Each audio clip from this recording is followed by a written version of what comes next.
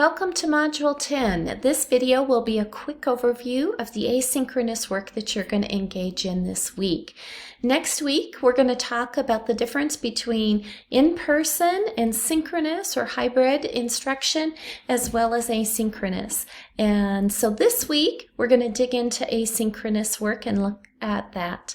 So we're going to start with a check-in, just like you would if you were in person or in a hybrid situation or a synchronous situation. You want to continue that relationship building with your students. So here's an example of how you might do that in an asynchronous setting.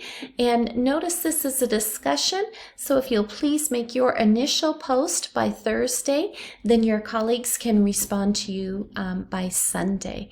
That would be amazing. We've got a quick follow-up on our e-portfolios that we're going to engage in. And so what I'd like you to do is to look at this article called Selecting Digital Media for Your Website. And just as you read this, think about your e-portfolio and engage in the questionnaire that goes along with this article, just to follow up with copyright. Then, if you have some things that you need to adjust in your e-portfolio so that it is in alignment with copyright, please do so.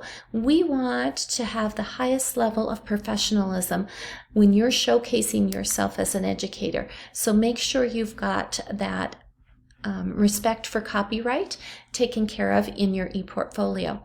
And then if you were gone last week, this video will tell you how to add your Creative Commons license to your e-portfolio and finishing up your e-portfolio. Part of your e-portfolio was your blog, and you did your first blog post last week. So we're going to continue with that because part of having a digital presence is maintaining it. You're not only building it, but you're maintaining it. And so I've had a few students ask questions about how much do you want in the blog and what do I have to do for this assignment? And I really want you to switch your thinking about these blog posts. I want you to make that transition from I'm a student and I have checkbox that I need to get done for this assignment to I'm an educator, and how am I going to use this tool to communicate with my stakeholders and to showcase what I know and can do as an educator. So the answer that I'm going to give you if you ask me how much do I need to put in is I want you to showcase your skills and your knowledge and what you've learned through this blog. The topic this week is how will you embed and model digital citizenship skills for your students. So reflect on that because we've talked about it a few times.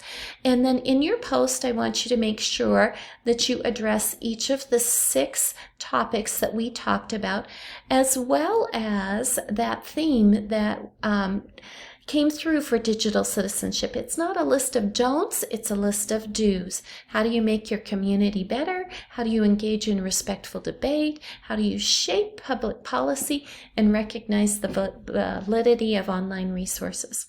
If you'd like, go back to this writing for the web document that was linked last time, and it has some great examples of for an essay, you would write something like this up in the top, but online, you want to break it up and really chunk it so that it's easy for your reader to use, using those visual design techniques we talked about to make headers stand out and to draw attention to different components of the blog that you're embedding. Make sure you have images and links and all of that good stuff, and put your hyperlink to your specific digital citizenship blog, not to your e-portfolio, but to your blog post. I want you to practice making links to specific resources that you would share with your students and their families that makes the information easily accessible. So please make sure your link is directly to your blog post. And there's a couple of student exemplars that I've included here for you as well. All right, so that's our ePortfolio. But part of having a digital presence as an educator may be, depending on where you're teaching, setting up a digital classroom. And so this activity is setting up for next week again, where we're going to do an activity called Dueling Digital Classrooms. And I'm going to showcase Schoology and your groups, whoever's explored Google Classroom will showcase that tool, and whoever's explored Seesaw will showcase that tool. But you'll notice I've got an article linked that's comparing the two, and then activities that you can engage in to create your own Seesaw or your own Google Classroom. And so take a look at those. Choose one or the other and engage in the activities. If you've already learned about Google Classroom, choose Seesaw. If you've already learned about Seesaw, choose Google Classroom. Now, Seesaw was initially designed for our early childhood groups. However, it has expanded recently to fit for secondary students, and there are some really unique tools in Seesaw that might be really valuable for your classroom. Then think about how you might use that digital classroom for parent communication. And here's an article with a traffic light of here's what I'd use for urgent, here's what I'd use for non-urgent communication. Just scan that. What you're going to do down here is enter your invitation code to your Google Classroom or your Seesaw class and include the name of the tool. What did you choose? Tell us about your organizational strategy. How are you going to set it up? And reflect on your initial experience creating a digital classroom. Was it easy? Was it intuitive? Was it complex? Was it frustrating? What was it like to create your digital classroom? And then I want you to join 4 digital classrooms of your colleagues. So get your digital classroom created by Thursday, please, and this posted so that your colleagues can join your classrooms, take a look in there, and start to play with the tools and interact so that you and your colleagues are simulating that role of teacher and student. So you get to see both sides of each tool. All right? And then next week we'll engage in our dueling digital classroom activity. Now, just to extend what we're doing in a couple of regards, I'm going to have you do some learning about assistive technology using an online learning module. That's going to be the framework of the content that you're going to use for a job interview video you create. So this online module is pretty simple. It's very similar to the Protecting Students Privacy that you engaged in early in the semester. It has videos, it has text, pictures, and all sorts of different ways that you can engage in the content. Your job is, as you go through this module, I want you to take notes, because at the end, this assessment is what you're going to use to create a video that you would use for a job interview. So there are 2 questions just asking you to differentiate between aspects of assistive technology.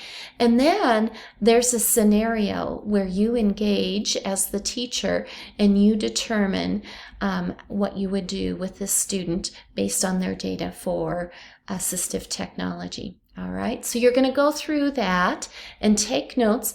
If you would like, the assistive technology assessment is linked down here at the bottom. You can view that. You can take notes on that as you go through the module, because those will be the questions that you're answering in this video. You're going to create a 4 to 6 minute video that you would submit as part of a job application. More and more, this is becoming part of the process of submitting a job application.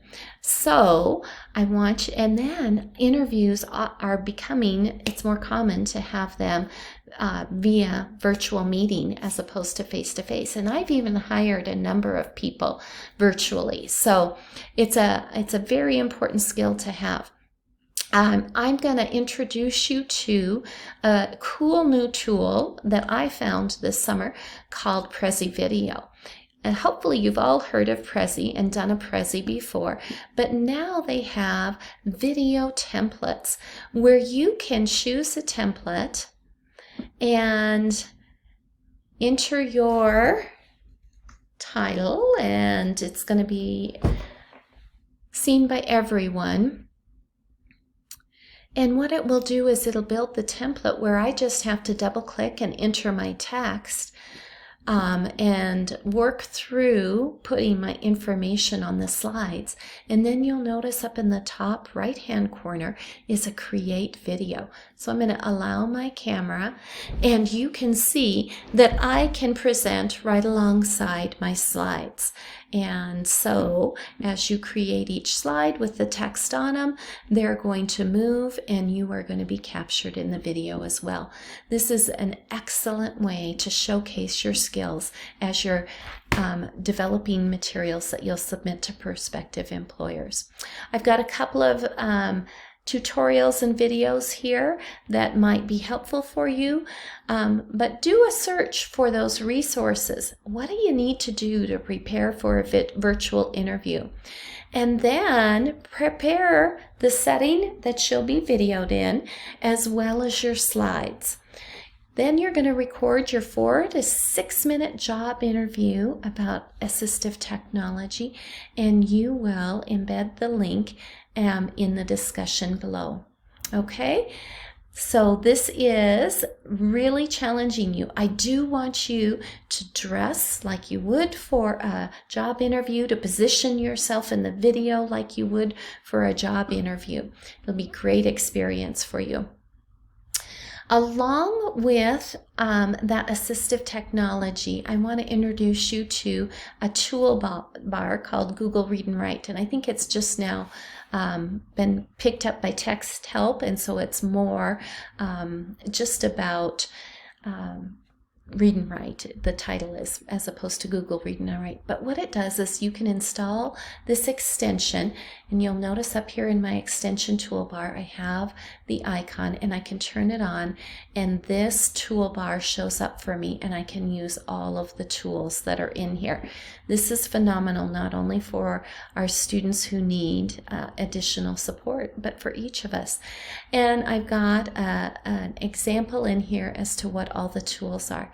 This video is about 15 minutes long. You'll notice that I have a video timeline for it, and I'd like you to engage in that video. You're going to create a vocabulary study list and a couple of other things as you engage in that video, and then just upload your vocabulary study list that you created and share your thoughts about engaging in Google Read and Write.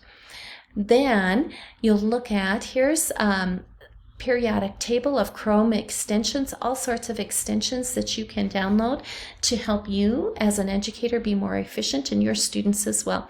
And 3 articles that talk about additional resources for students with additional, who need additional support.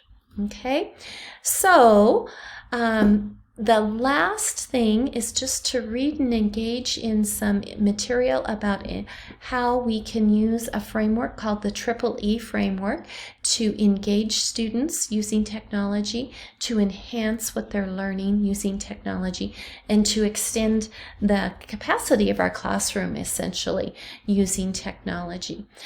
So read this information and then prepare for a little quiz next week. So it seems like there's lots to do here, and a cool extension activity about a interactive tutorial builder that I think is really awesome and a helpful tool for teachers. But we've got, since we're engaging asynchronously, class time as well as our EPR time outside of class. And so dig in early in the week and see what you can learn.